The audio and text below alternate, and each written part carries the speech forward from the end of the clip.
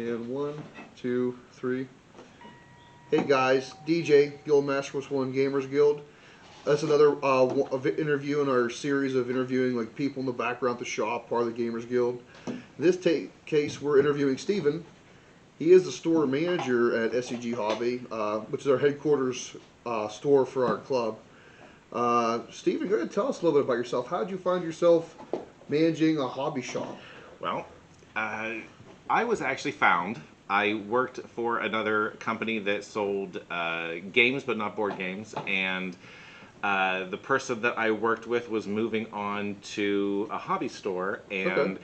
they wanted someone that they could trust to work another branch of it. So I took a plunge, gave it a try, and I was already familiar with the shop. Like I had already Okay. been a shopper at the store, and the only difference was that I wasn't incredibly familiar with all the different facets of the store. And over time and training, I got to understand everything. I know that Okay. sounds really strange, but like There's a I lot to learn in a hobby there shop, is. especially with you guys have everything here.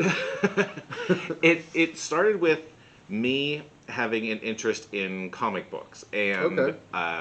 having a collection that's far too big, so I had that hoarder collector mentality, and then it was sort of as though I was able to work around other people that had passions for things like Warhammer, Okay. which I didn't know exactly the extent of it, but having played video games that were similar to it, I felt like, well, I see the point. I understand.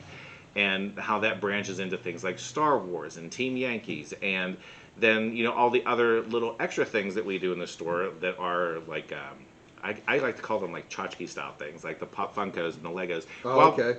while people are collectors of those, that's sort of like the the way to bring in the regular folk that don't know that they are a part of this, and then they see all this and they're like, oh, Pandemic, oh, Dungeons and Yeah. Dragons, and Dice.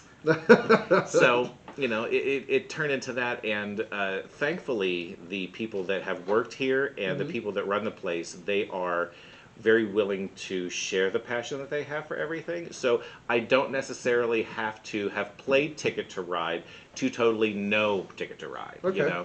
and also seeing how much fun people have with everything. It has kind of let me dip myself into things I wouldn't normally have done, and now I have a little bit of all this kind of stuff at home. Okay.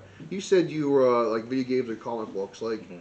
so do you play any other hobbies? And if not for video games and comics, what do you like collecting? Like DC, Marvel, or Well, I for the longest time I was DC, DC, DC, and I know that makes a lot of people like, but uh, yeah, but we have a live studio audience yes, today. you get the opportunity when you work here to take a chance on stuff, and Hmm. so then I found Marvel titles that interested me, and I took super chances on all these independent titles. So like now, I'm very supportive of things like Vampirella, and Okay. that's been around for like 50 years, and um, just these little things that are only maybe 4 issues long, but they are someone's baby, Hmm. and it was just it's I eat it all up, because I Yeah. really like that. But um, I was also really happy to see all these board games that Hmm. I've never actually seen anywhere, because you're always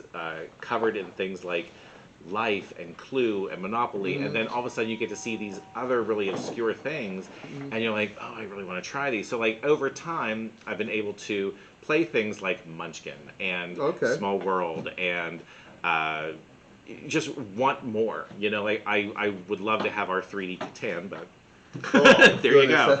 that it's pricey. And it also brought me back to something that I had let go of. Like back in college and high school, I had played Dungeons and Dragons, but then I never went back to it. But Hmm. being here, it's so readily available. Like I went from having a single pewter dwarf paladin to Hmm. having like a whole array of different things. Yeah. And I'm still learning how to paint, but it's something that I never thought that I would have a way back to. And this is showing me kind of like the way that adults and people younger generations, how they Hmm. really meld together, and it's not kids and their toys, it's Yeah. people and the things that make them happy. Okay, because you've been the store manager here for like what, almost 6 years, I think. Right about, yeah. Yeah, so like nice little detour in life, and you're still here.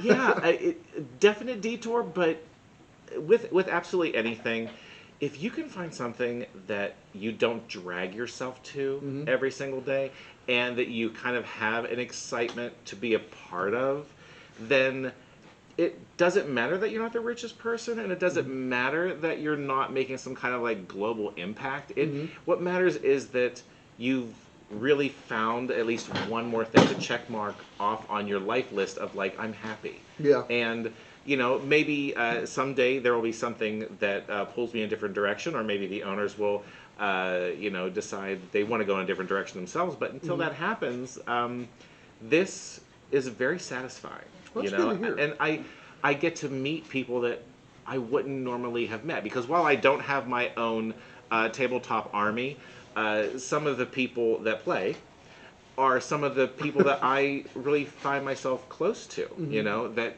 they have a certain love that is infectious, Yeah. and it's a nice atmosphere to be around.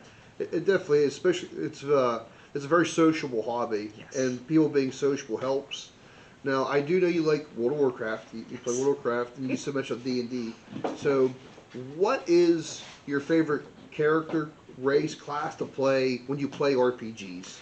Well, it used to be Elven, but I've branched away from that because I find them to be uh, too much everywhere. Everyone's playing an elf. Yeah, like I find that like when it comes to things like Warcraft, and this is branched out into other stuff, I love characters that part of their part of who they are is either that they're really short or really Okay. fat. So I in Warcraft I have my gnomes and my goblins, and like they're all teeny tiny, and Yeah.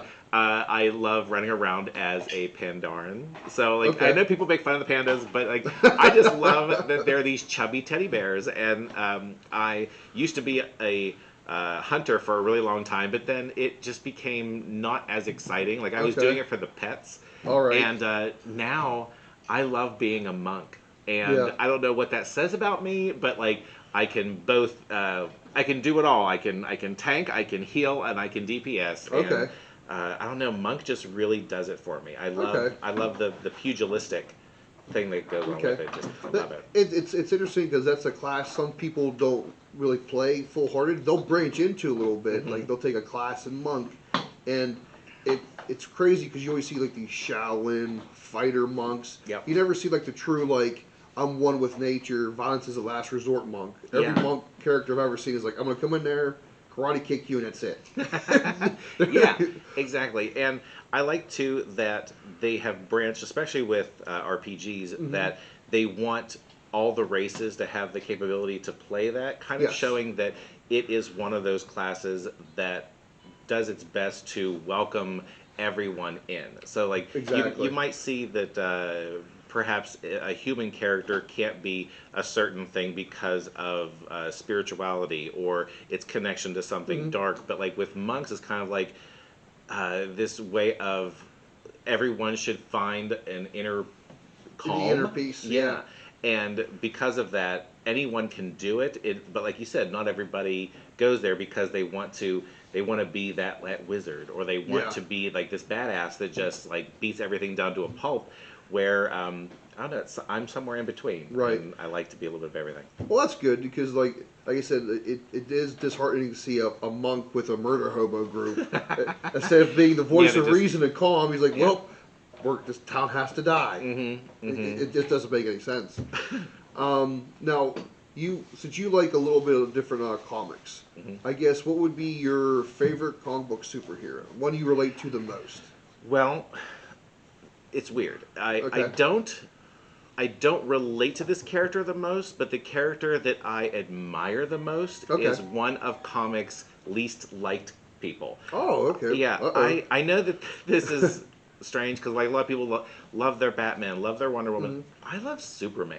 Okay. I don't know what it is, but ever since I was very young, Hmm. I always saw him as the savior. I guess kind of a Christ figure, and Okay. I've always looked at the whole storylines that they've done with him as being a false god or prophetic or all that stuff, I looked at it as, what if it's just someone who just wants to do the right thing?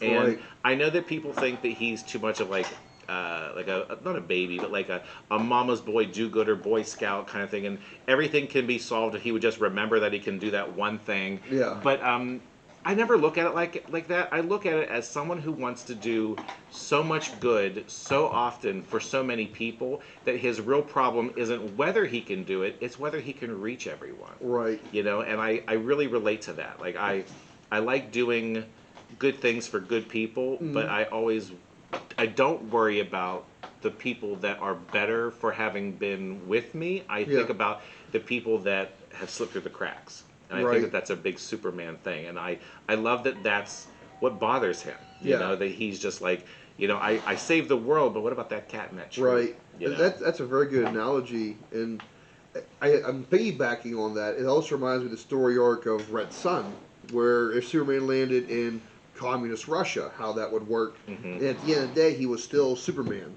He was still trying to do the right thing and help everyone. It's just a little bit of a different ideology in how he did it, but at the end of the day, Superman is still Superman.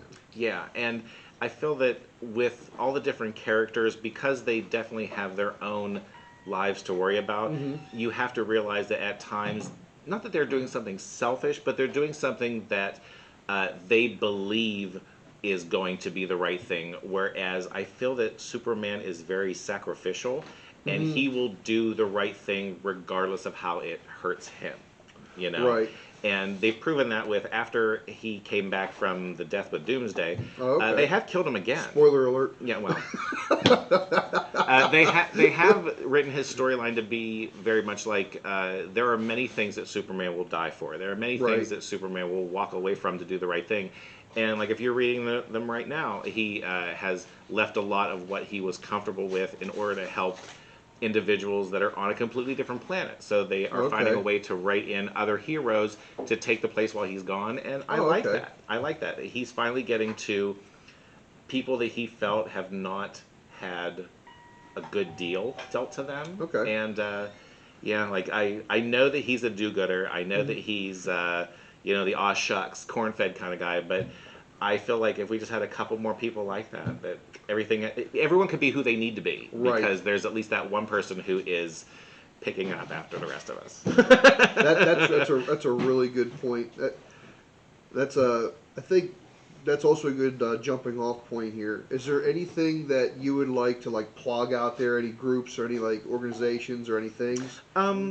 Actually, I'm so proud of the different people that come here to not necessarily be a consumer, but to utilize this place as where they feel safe, happy, and comfortable. That by all means, just literally stop by the store. Not necessarily saying, "Oh, you got to buy all this crap." I mean, you know, meet who these people are. You know, I think that's the most interesting thing about new people that come in here. They have a preconceived notion of what they're going to expect. They have a definition of who the people are that do this stuff, and there are many names for them, and then they see how many different people there are, and so like I think the only thing to really plug is be a part of it.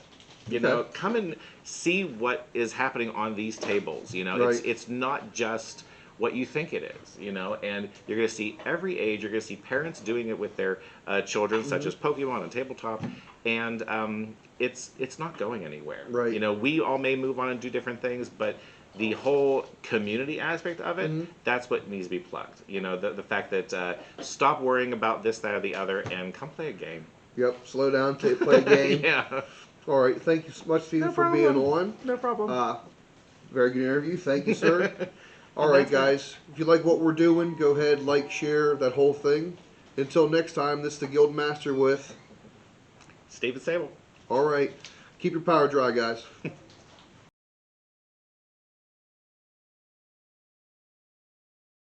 When will you interview me? Oh, there's going to be a disclaimer, Greg.